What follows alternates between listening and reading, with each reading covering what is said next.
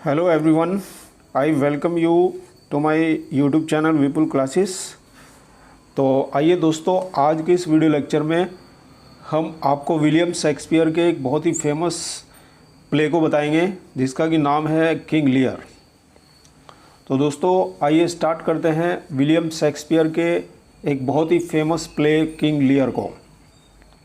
तो King Lear दोस्तों एक ट्रेजेडी है।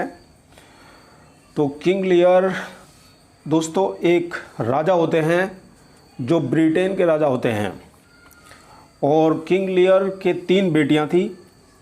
बड़ी बेटी का नाम था गोनरिल, उससे छोटी बेटी का नाम था रीगन, और सबसे छोटी बेटी का नाम था कॉर्डिलिया। दोस्तों गोनरिल के हस्बैंड का नाम था ड्यूक ऑफ अल्बेनी, और रीगन के हस्बैंड का नाम था ड्यूक ऑफ कॉर्नवेल, और कॉर्डिलिया के 2 मंगेतर थे, यानी कॉर्डिलिया से 2 राजा प्रेम करते थे, किंग ऑफ फ्रांस और ड्यूक ऑफ बर्गेंडी। दोस्तों किंग लियर जो राजा होते हैं उनका एक बहुत ही अच्छा सेवक होता है, बहुत अच्छा सर्वेंट होता है, बहुत ही फेथफुल होता है उनके लिए। तो दोस्तों उसका नाम होता है कैंट, या फिर उसको केएस भी कहते हैं। तो केएस भी इसका दूसरा नाम है। अब क्या होता है कि दोस्तों किंग लियर बहुत ही ज़्यादा बूढ़े हो जाते हैं, यानी King Lear was very old and he decided to divide his property. उसने अपनी बेटियों में अपनी प्रॉपर्टी को बांटने का निश्चय कर लिया था। दोस्तों इससे पहले उसने जो है अपनी बेटियों को बुलाया था और अपनी बेटियों से पूछा था कि बेटियां, एक एक करके बुलाया गया था। तो गोनरिल को बुलाया, रीगन को बुलाया, और फिर बाद में कॉर्डिलिया को भी वो बुलाता है, और वो उनसे पूछता है कि आप मुझसे कितना प्रेम करती हो। तो ये क्वेश्चन जो है अलग अलग पूछा गया है। गोनरिल से अलग पूछता है, फिर अपनी मझली बेटी रीगन से अलग पूछता है, और अपनी सबसे छोटी बेटी कॉर्डिलिया से अलग पूछता है। तो जो दोनों बेटियां होती हैं गोनरिल और रीगन, वो तो बहुत बड़ी फेंकू होती हैं, और वो जो है अपने डैडी के सामने, किंग लियर के सामने बड़ी बड़ी डींगें हाँकती हैं, कुछ कुछ बताती हैं कि डैडी मैं तो तुमसे बहुत अपने से भी ज़्यादा प्रेम करती हूँ, इतना आज तक संसार में किसी बेटी ने अपने बाप से नहीं किया होगा, मैं इतना प्यार करती हूँ आपसे। तो इस तरह से वो मतलब बहुत ही ज़्यादा फेंकू होती हैं और बहुत ही ज़्यादा फेंकती हैं। और जो कॉर्डिलिया होती है, जो उसकी तीसरी बेटी होती है, वो बिल्कुल एकदम से सच बोलती है। वो उससे कह देती है कि डैडी मैं आपसे इतना ही प्रेम करती हूँ जितनी कि किसी भी दुनिया की बेटी, मतलब इस दुनिया में कोई भी बेटी अपने बाप से मोहब्बत करती है, मैं आपसे इतना ही करती हूँ।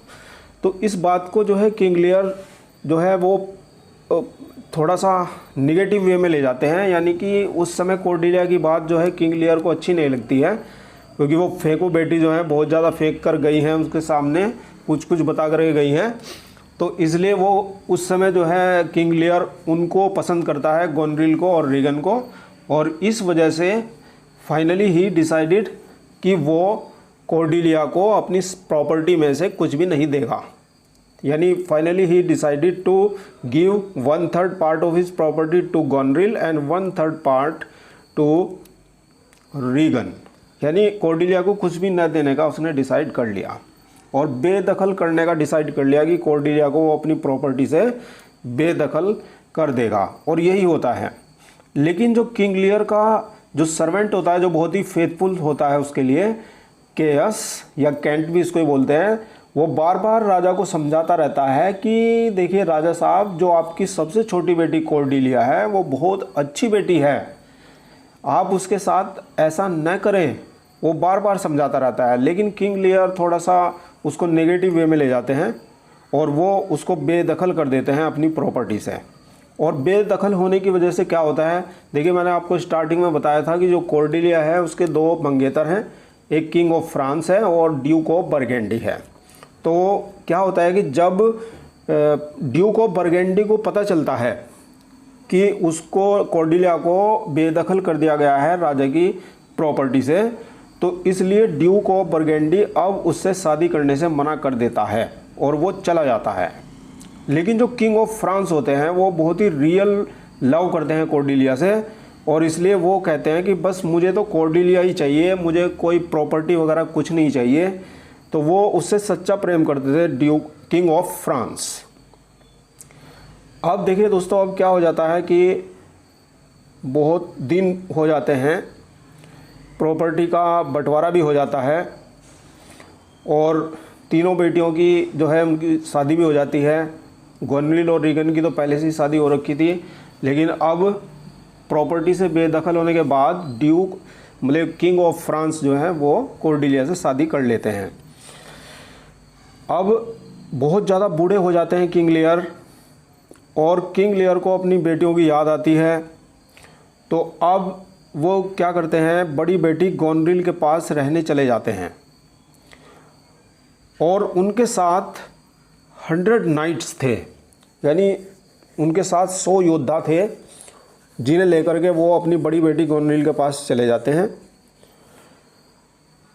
अब देखिए दोस्तों, जो बड़ी बेटी गोनरिल होती है वो उन 100 नाइट्स को देख करके थोड़ा सा खफा हो जाती है और वो अपने डैडी के पास जाती है और अपने डैडी से कहती है कि डैडी आप इन 100 नाइट्स का क्या करोगे, आप इन्हें कम कर दीजिए।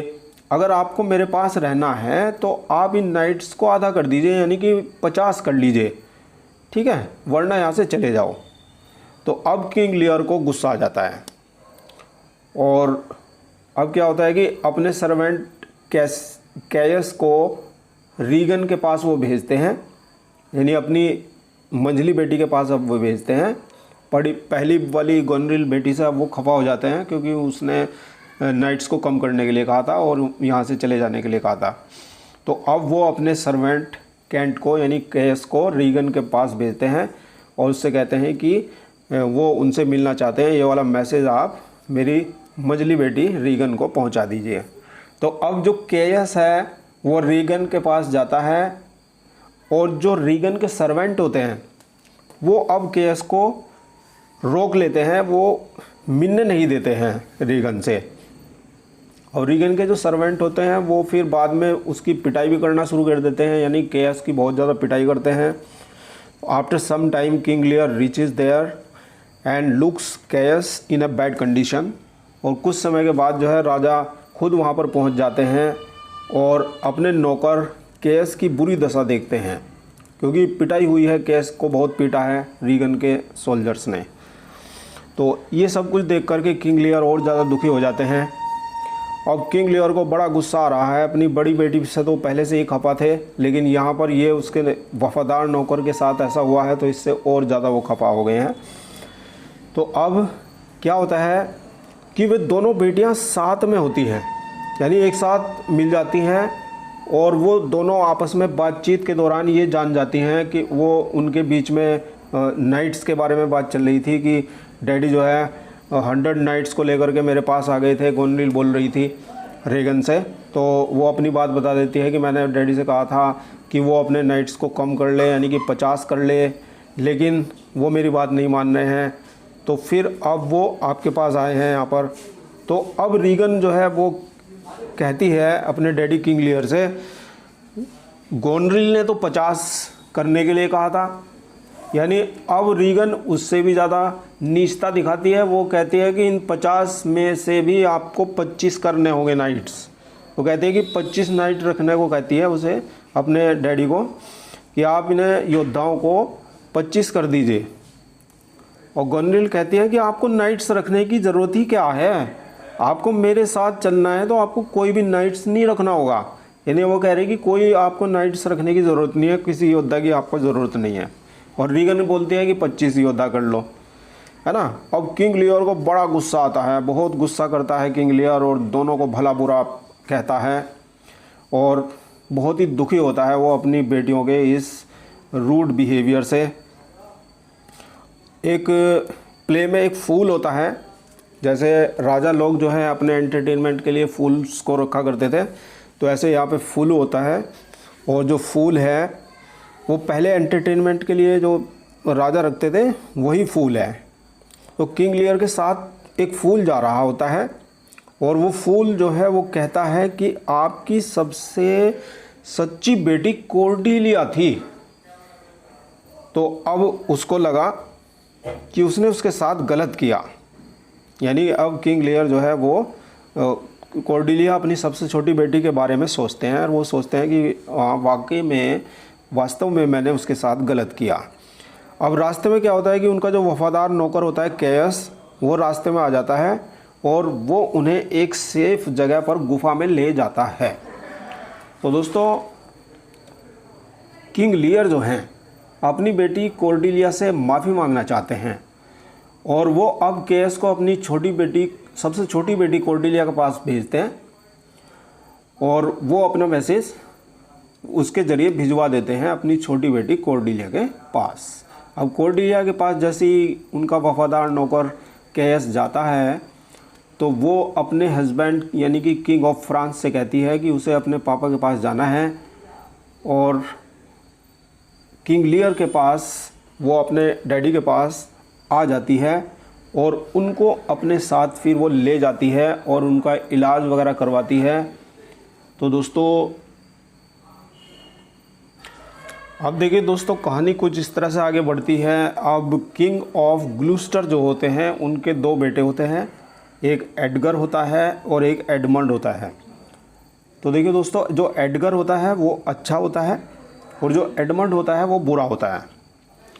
तो एडमंड जो होता है वो दोनों बेटियों, किंग लियर की दोनों बेटियों गोनरिल और रीगन दोनों पर लाइन मारता है और दोनों उसके प्रेम में पड़ जाती हैं।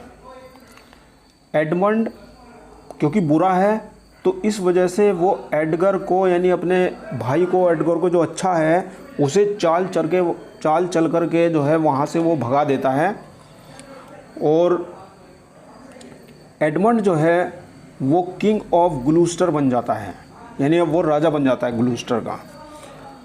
अब क्या होता है दोस्तों, जब रीगन का हस्बैंड मर जाता है तो वह एडमंड को अपना पति डिक्लेयर कर देती है और जब ये बात गोनरिल को पता चलती है तो गोनरिल चिढ़ के मर जाती है, मतलब चिढ़ जाती है बहुत ज़्यादा, और इतनी ज़्यादा चिढ़ जाती है कि वो अपनी बहन रीगन को मारने के लिए जहर भिजवा देती है किसी चीज़ में, और इससे क्या होता है कि उसकी मृत्यु हो जाती है, यानी रीगन मर जाती है।